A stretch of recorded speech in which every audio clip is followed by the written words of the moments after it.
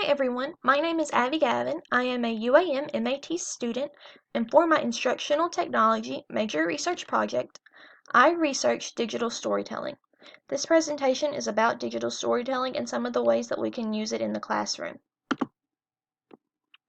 So let's start by asking ourselves, what is digital storytelling?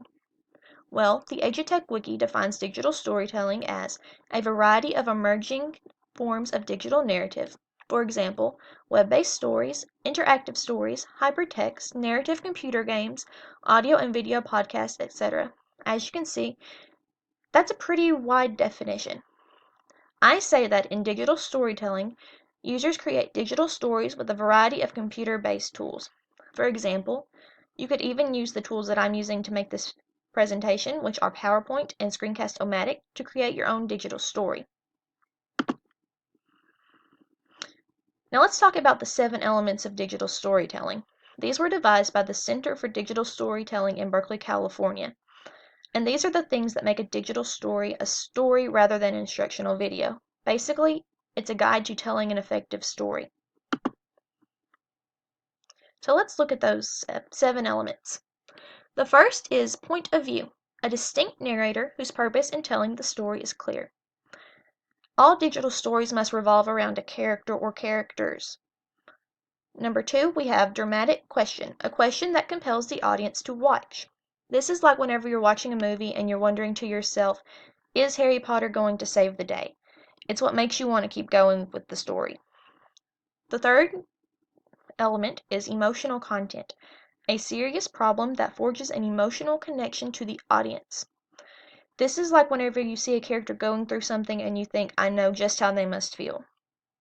The fourth element is the gift of voice, the narrator's voice, which personalizes the story. I think of this element as when you're listening to someone else tell a story about you, and you just can't stand the way they're telling it. You have to tell it yourself. It's not just your actual voice, it's your narrative voice as well. Now the fifth element is the power of soundtrack, music or sounds that embellish the story. This is like when you watch Jaws and you know that there's something dangerous going on before you ever see the shark just from hearing that music. The sixth element is economy, the use of only information necessary to convey the story. Because digital stories are usually only between 5 and 10 minutes long, you have to know how to say more by saying less. The seventh element is pacing, the speed of the story and the rhythm of the telling. This is basically focusing on the right things for the right amount of time. Let's talk about how you as an instructor can use digital storytelling in your classroom. Teachers may choose to create their own digital story or to utilize one of the many stories available on any number of websites. Ideally, digital stories should supplement lessons, not replace them. These multimedia presentations are a great way to introduce students to and engage them in a particular topic. I love the idea of using a digital story to start off a lesson, to give students a preview of their content without giving too much away, and to get them interested in the subject. I think that digital storytelling lends itself most naturally to language arts programs, but that it can be used for any subject. If you'll look to the right, you'll see some of the digital stories that I found on YouTube. There's My Germ digital story, My Map Movie digital story, The Water Cycle. So there are really a ton of different ways that you can use digital storytelling in any subject. Okay, so next I want to talk to you about this really cool website I found about digital storytelling. This page is produced by the College of Education at the University of Houston. It's one of the most informative pages on digital storytelling I've found. It offers example digital stories that you can play in your classroom, general information on the process of creating digital stories, and a list of resources that you can use to create them. It also provides lesson plan ideas and assessment guides for digital stories. Now, because I think this is such a cool website, I'm going to show it to you. We're going to click over here. Okay, so as you can see, there are several options around the top of the page. The About Digital Storytelling is a really good place to go if you want more information on digital storytelling than what's in this presentation. As you can see, there's quite a bit here. But I also want to show you the example stories, which I think are so cool because they come in a ton of different subjects. Now you've got health and medical subjects, you've got music, religion, personal reflection, so just about anything you can think of can be made into a digital story. And then there are some more things up at the top of the page I wanted to make sure you all got a look at. So again, just a good website if you want more information on this. Let's get back to our presentation. Okay. So now that we've talked about that, we're going to talk about student use. This is the point of the whole thing. Having students create their own digital stories is an intriguing activity that will appeal to tech-savvy kids. The process allows kids to be creative and resourceful. Depending on the type of story and the program they use to create it, they may draw their own story out or search the internet for pictures fitting to their vision. Where a traditional essay may only appeal to students with a high verbal linguistic intelligence, a digital story's multimedia aspects can be appealing to students who are visual learners, kinesthetic learners, or even musical learners. Okay, digital storytelling is a great way to help students grow their 21st century skills. These skills, identified by Bryant, and Brown, describe several types of literacy beyond reading and writing skills. Let's go through those real quick. We have digital literacy, the ability to communicate with an ever-expanding community to discuss issues, gather information, and seek help. Global literacy, the capacity to read, interpret, respond, and contextualize messages from a global perspective. Visual literacy, the ability to understand, produce, and communicate through visual images. Technology literacy, the ability to use computers and other technology to improve learning, productivity, and performance. And information literacy, the ability to find, evaluate, and synthesize information. And these skills are so important because technology is becoming even more important in our society. Kids these days are going to grow up to have to communicate online. They're going to have to understand that the world is so much bigger, and they're going to have so much more access to different viewpoints through technology. And we want to give them every tool to navigate that society. Let's talk about some potential lessons. Now, these are 3 ideas that I had for using digital storytelling as a lesson.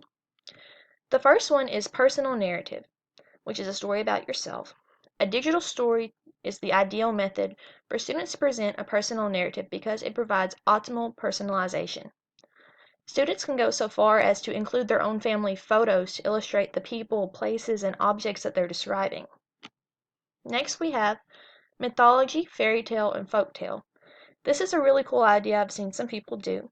It's having students recreate a myth or a story by using images that they draw or that they pull from the internet. You have to be so creative to be able to do this. You have to imagine what Zeus would look like or what a biblical flood would sound like. So again, very creative project to do. And then we have the animation of a scientific or mathematical concept. Like solving a word problem in math or doing an experiment in science, creating a digital story around a typically non-narrative subject forces students to have a deeper understanding of what they are learning. So let's talk about the process of creating a digital story. As you can tell, it's a pretty lengthy process. I think that to do this in class, you would need to give students a couple of weeks. Now, the first step is to come up with an idea and write a proposal. The second step is to research and explore that idea. The third is to write it out. The fourth is to make a plan for your images used. The fifth step is to gather all the words and all the images that you will include. The sixth is to put it together. The seventh is to share it. And the eighth is to collect feedback and reflect on your story. Okay, so now we're closing down on our presentation. Let's talk about some programs for creating digital stories of your own. I've only included 4, but you should know that there are a ton of other programs out there. Since there's a lot of debate about whether digital stories have to be audio-visual or if they can be purely images and text, there are a lot of those kind of programs out there as well, but I've focused this presentation on mostly audio-visual digital stories. Let's talk about some desktop programs. The 2 that I picked out were Apple iMovie and Microsoft Photo Story 3. These are both very interactive. There's a lot of things that you can do with these. You can add transitions, add special effects, you can put in music. There's all kinds of things you can do here. And then I also have mobile apps. I think that mobile apps were important to include because students may not have a Mac or PC at home, but they will almost all have access to a smartphone. So the two that I picked out were Calm Phone Story Maker for Android, which is an app that allows users to combine photos, text, and up to 3 layers of audio so that music, narration, and sound effects can all be included. And then we have Magisto Magical Video Editor, which automatically creates a short video by combining photos, videos, and sounds. And there was one more website I wanted to talk about, that's Prezi. Prezi is an online slideshow program not unlike Microsoft PowerPoint. It is, however, far more interactive and customizable than PowerPoint.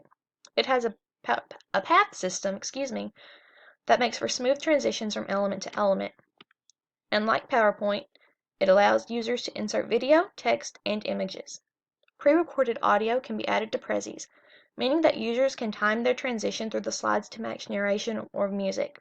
It also gives you a ton of options on how to share your Prezi. You can view it through your account, send it as a URL, or present remotely to invited audience members, which I think is pretty cool. Since I've used Prezi before, I wanted to take a look at that with you guys. This is what the main page for Prezi looks like. As you can see, I've used it before for class, and so I thought we could just take a look at that to save on some time. And this is the last Prezi I made. You can click on it. It'll zoom in. Here we can see the path system. So there's just a whole lot of ways that you can zoom in, zoom out. And then whenever you want to add audio, you go to Insert, and scroll down here. Add background music, add voiceover. Okay?